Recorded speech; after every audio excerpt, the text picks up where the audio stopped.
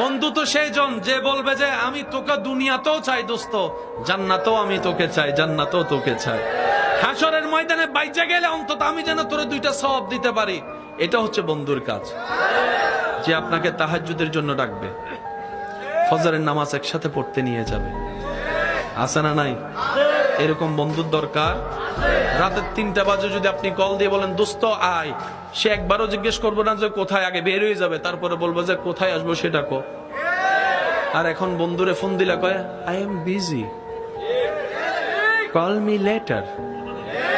আছে না নাই?